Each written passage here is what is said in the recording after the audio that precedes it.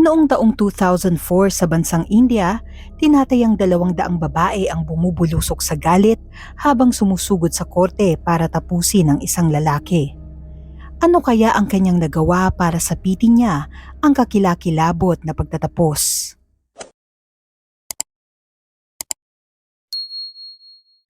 Ang true story natin ngayon ay naganap sa syudad ng Nagpur na matatagpuan sa bansang India. Ang Nagpur ay isa sa may pinakamalaking populasyon sa bansa na may 3 milyong tao. Ang syudad ay itinuturing na Heart of India dahil nasa kalagitnaan ito ng bansa. Tinatawag din itong Orange City dahil sagana ito sa prutas na orange. Kilala din ang syudad bilang Tiger Capital of India dahil maraming tigre ang naninirahan dito. Ang syudad ay may maayos na transportasyon, epektibong healthcare at maraming mapupunong pasyalan at parke na may sariwang hangin. Subalit tulad ng ibang mga lugar sa India, ang kahirapan ay isa sa mga suliranin ng syudad.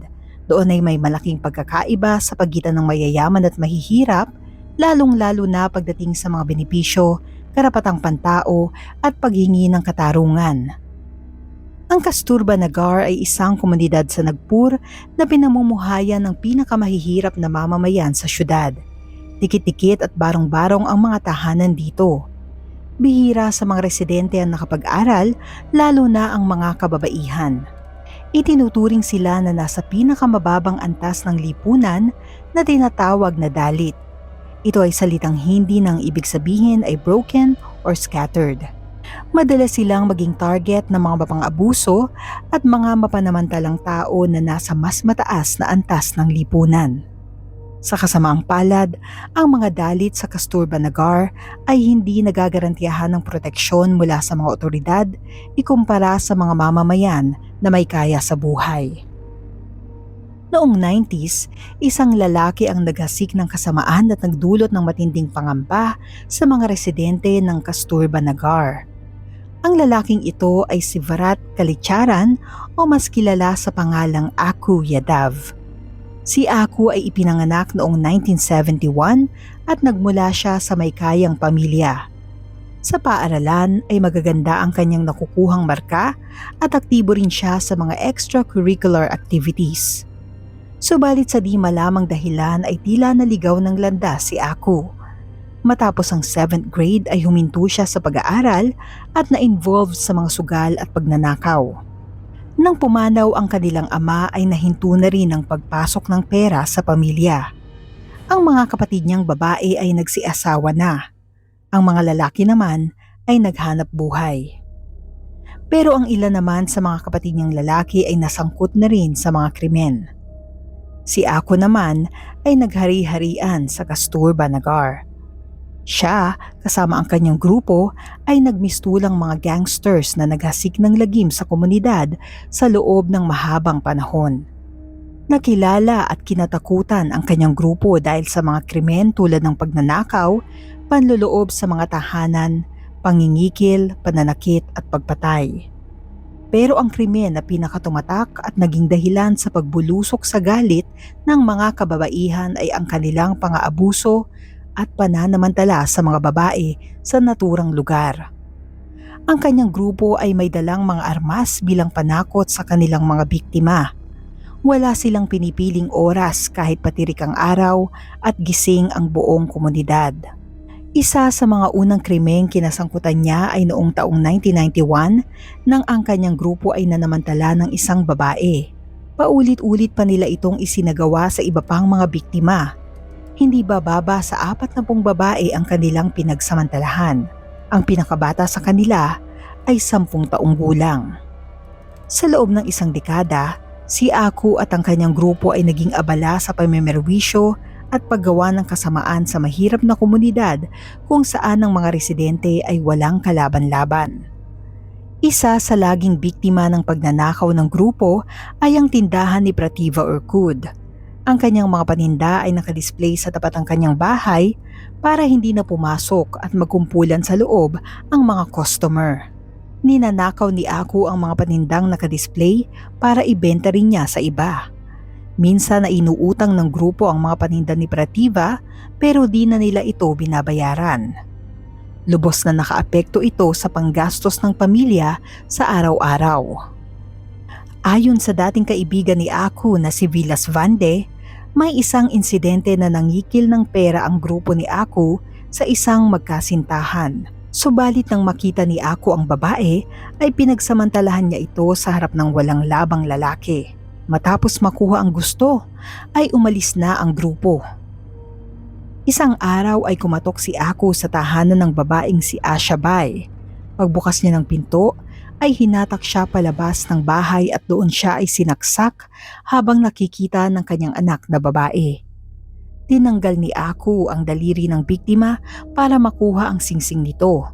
Maging ang tenga ay tinanggal din niya at kinuha ang hikaw.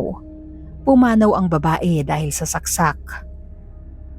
Sa isa pang insidente ay sinaktan ni Aku ang babaeng si Asho Vagat sa harap ng anak niyang babae at mga kapitbahay. Tinanggalan pa niya ito ng dibdib at chinap-chap sa gitna ng kalsada. Isa sa mga lalaki ang nagimbal at tinangkang i-report ang pangyayari sa mga pulis, subalit maging siya ay tinapos din ni Aku. Ang mga napapatay ay inilalagay ng grupo sa rilis ng tren. Ang mga krimen ni Aku ay nakakarating din sa pulisya, pero sa tuwing maaaresto ay nakakapagpiyansa din ito at nagpapatuloy sa paggawa ng kasamaan. Subalit hindi pagpatay ang pinakamaraming naitalang paglabag ni Aku kung hindi ang pananakit at pananamantala ng mga babae. Ayon sa mga residente, sa dami ng babaeng inatake niya ay halos bawat bahay sa komunidad ay may nabiktima na siya. Sa tansya nila ay nasa pagitan ng 40 hanggang 200 na babae ang kanyang naging biktima. Walang pinipiling oras at lugar ang grupo ni Aku, kaya naman karamihan sa mga pamilya ay pinagbawal ng palabasin sa bahay ang kanilang mga anak na babae. Ang isang babaeng kapapanganak lang ay pinagsamantalahan ng grupo. Lubos na naapektuhan ang emosyonal na kalagayan ng babae na nagresulta sa pagtapos niya sa sariling buhay sa pamamagitan ng pagsunog sa sarili. Maging ang isang 7 buwang buntis ay di nila pinalampas. Tinanggalan nila ito ng saplot sa pampublikong lugar at doon ay inabuso siya ng grupo habang nakikita ng mga tao. Ayon sa mga residente, isang babae pa ang kanilang biniktima pagkatapos ng kanyang kasal. Isang lalaki naman ang tinanggalan nila ng saplot at pinaso ng sigarilyo. Matapos ay pinagsayaw nila ito habang nakikita ng 16-year-old niyang anak na babae. Sa dinami-dami ng ginawang krimen, katakatakang hindi nahuhuli at napaparusahan si Aku at ang kanyang grupo. Ilan sa mga tinitignang dahilan ay una, ang pagiging biktima ng pang-aabuso ay isinisikreto ng karamihan ng babae para di sila malagay sa kahihiyan. Bagay na sinasamantala ng grupo ni Aku. Isa pang dahilan ay walang silbi ang pagre-report sa mga kinauukulan dahil nasusuhulan sila ng salapi at alkohol. Sa tuwing may report silang natatanggap, agad itong nakakarating kay Aku dahilan para malagay sa matinding panganib ang mga taong nagsusumbong. Dahil din sa suhol ay nababasura lamang ang mga report ng mga biktima. Sa ilang pagkakataon ay pinagtatawanan lamang nila ang mga taong nagsusumbong laban kay Aku. Halimbawa ay ang isang 22-year-old na babae na sinisipa nila at pinagbintangang bayarang babae nang i-report niya ang ginawa sa kanya ng grupo. Madalas namang maging paranoid si Aku sa pangambang mag-usap-usap ang buong komunidad at magplano ang mga ito na gumanti sa kanya. Dahil dito ay hindi niya pinapayagan ang mga tao na magkumpulan. Literal na nakontrol at naghari si Aku sa naturang lugar. Hanggang isang araw ay nakatagpo si Aku ng kanyang katapat. Isang babae ang magsisilbing bayani ng buong komunidad. Isang araw matapos pagsamantalahan ng isang 13-year-old na babae, sumugod si Aku at ang kanyang grupo sa bahay ng babaeng si Ratna Dungiri para mangikil ng salapi. Pinagsisira ng grupo ang mga kasangkapan at nagbanta na tatapusin ang kanilang mga buhay. Ang pangyayaring ito ang dahilan para magsalubong ang landas ni Aku at ang 25-year-old na babae na si Usa Narayane. Siya ang nabanggit ko na magsisilbing bayani sa kanilang lugar. Si Usha ay isang call center agent. Siya ay kapitbahay ni Ratna. Inudyukan ni Usha si Ratna na i-report sa pulis ang ginawa sa kanila ni Aku, subalit dahil sa pangamba ay tinanggihan niya ito.